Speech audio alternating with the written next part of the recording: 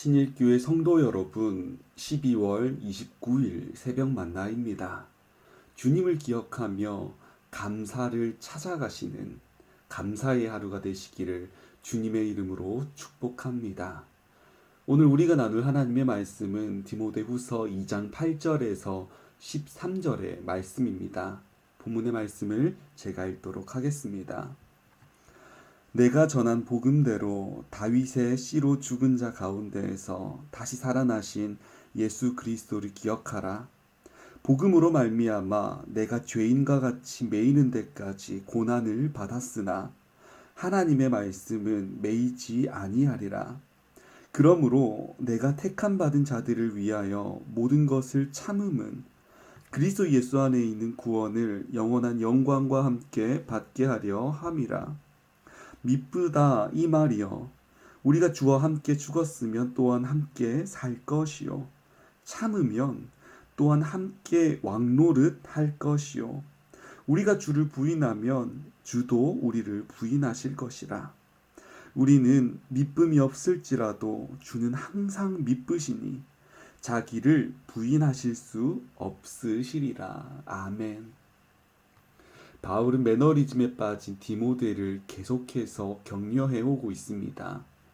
이전 말씀에서 바울은 디모데가 부름받은 병사이며 사명 위에 경기하는 경주자이고 또 주님의 농부임을 인지시켜가며 격려했다면, 오늘 본문에서는 예수 그리스도의 고난을 상기시켜가며 핵심적인 위로를 시작하고 있습니다.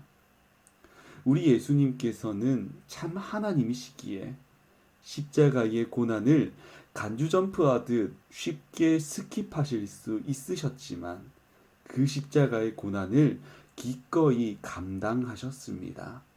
모든 고난을 묵묵히 감당하셨습니다. 그리고 십자가에서 죽으셨습니다. 사람들이 인생에 있어 가장 무서워하는 죽음을 우리 주님께서는 감내하신 것이죠. 그러나 우리 주님께 있어 그 죽음은 끝이 아니었습니다. 장사된 지 사흘 만에 죽음을 이기시고 부활하셨습니다.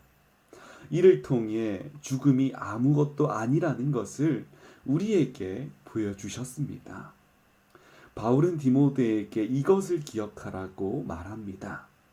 우리가 믿고 있고 전하고 있고 그리스도 예수는 죽음을 이기시고 부활하신 그리스도시라는 것을 기억하라는 것입니다. 디모데는 이를 잘 알았습니다. 그가 전해 들은 복음이 이것이었고 그가 전하던 복음도 이것이었기 때문입니다. 바울은 지금 디모데를 위로하기 위해 예수님의 죽음과 부활을 말하고 있죠. 그리고 이를 기억함으로 고난을 이겨내라고 말하고 있습니다. 만약에 바울이 이 말만으로, 그런 원론적인 예수님에 대한 설명만으로 위로의 메시지를 끝냈다면 디모데는 나도 잘 알고 있는데 하며 그다지 큰 위로를 받지 못했을 것입니다. 이를 잘 알기에 바울은 자신의 경험을 토대로 디모데에게 위로의 메시지를 또 건넵니다. 자신의 이야기를 말입니다. 바울은 복음을 전하다가 죄인으로 붙잡혀서 로마 감옥에 갇혀 있습니다. 이를 디모데도 알고는 있을 겁니다. 그리고 바울이 어떻게 이러한 고난들을 이겨냈는지도 잘 알았을 겁니다. 그러나 디모데는 두려웠습니다.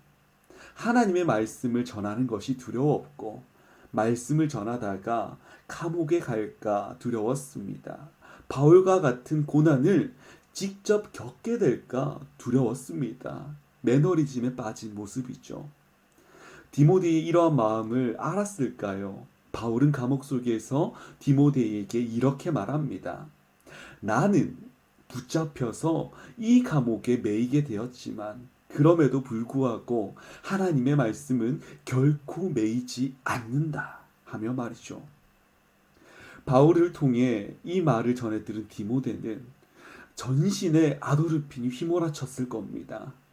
자신은 너무 힘들어서 그만두고 싶었는데 주님께서 당하신 고난을 생각하고 이기신 모습을 생각하고 또 나의 스승 바울이 복음을 전하다 로마 감옥에 갇혀 있음에도 불구하고 하나님의 말씀은 온 세상에 퍼지는구나.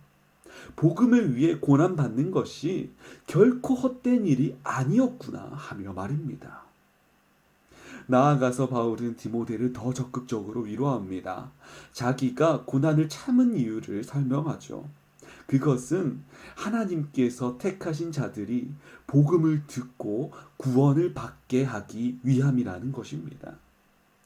바울은 복음을 전하다 옥에 갇히기도 하고 유대인들에게 40의 한 대를 감한 매를 5번이나 맞았으며 3번의 태장을 맞았고 돌로 맞고 배가 부서져서 3번이나 파선하기도 했습니다.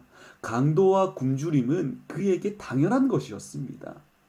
그러나 이러한 것은 그리스도가 당한 고난에 비해 아무것도 아니라고 바울은 말하고 있는 것입니다.